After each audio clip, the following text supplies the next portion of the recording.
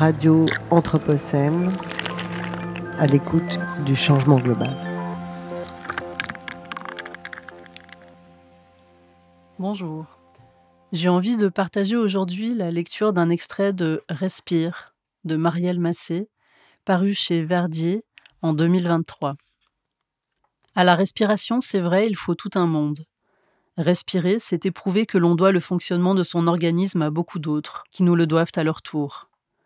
Nous respirons le dehors, et le dehors respire, nous respire, et se respire en nous. Ce n'est pas seulement que l'air pénètre le corps et en ressorte, et que le monde ainsi nous traverse, passant au sas de chacun.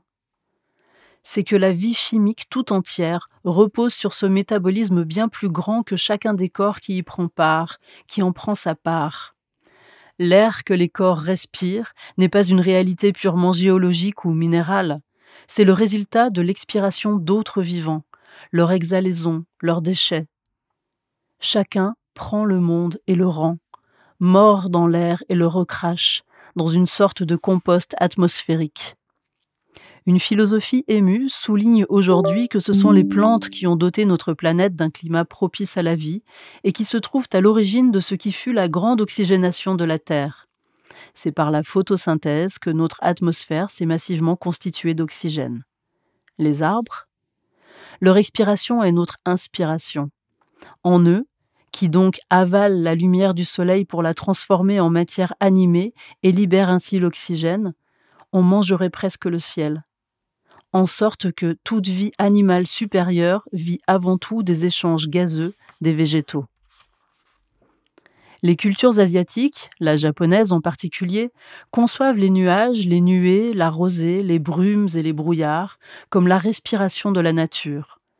Sa respiration ou sa transpiration, étirée en vapeur de milliards de gouttelettes. Elle ne regarde donc pas la brume enveloppant le paysage comme un obstacle, un piège ou un voile par où la nature se déroberait et se rendrait essentiellement opaque ou inatteignable, comme nous avons tendance à nous le figurer. Les rivières même naissent et vivent d'une exsudation des choses. Les sources ne sont ni des origines, ni des jaillissements, c'est la glace qui fond ou la pierre qui transpire. On appelle ça des exsurgences. La terre en sueur, le monde en nage, la rosée pour toujours. Dans cette espèce de troc cosmique, qui est comme une conversation de buée, l'air que l'on inhale est passé et repassera par d'autres poumons, par d'autres formes de vie, d'autres matières. De même que l'eau que l'on boit, comme Gilles Clément s'amuse à le rappeler, a été non seulement bue, mais pissée plusieurs fois, passée par toutes sortes d'organismes, vivants ou pas, mais tous pris dans la circulation de la vie. Ça respire quand on respire. Ça s'entrepénètre et s'entrefiltre et se tamise et s'entrevit. Et s'abîme et s'étouffe et se pollue mutuellement, évidemment. Les lichens urbains, par exemple, suffoquent littéralement sous la respiration humaine. C'est à la surface de toute personne, de toute chose vivante, l'ouverture et l'entretien d'une zone critique.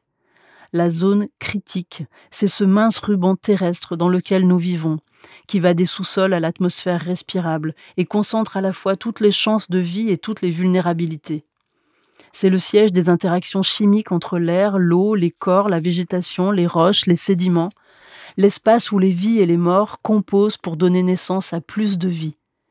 C'est là aussi que l'on cultive, moissonne, creuse, extrait ou pille, là que l'on stocke ses déchets, enfouit ses problèmes ou ses trésors, enterre ses défunts.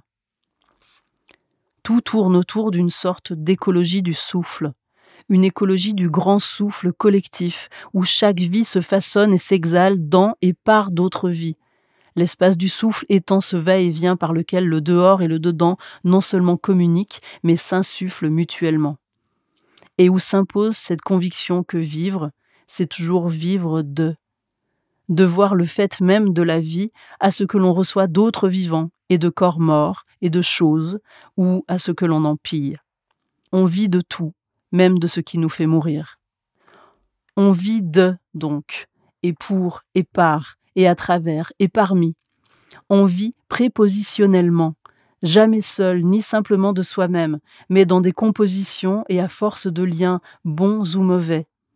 Cette structure de dépendance appelle d'ailleurs en face une prise de responsabilité, à la fois hospitalité et engagement envers la vie. Radio Anthropocène, à l'écoute du changement global.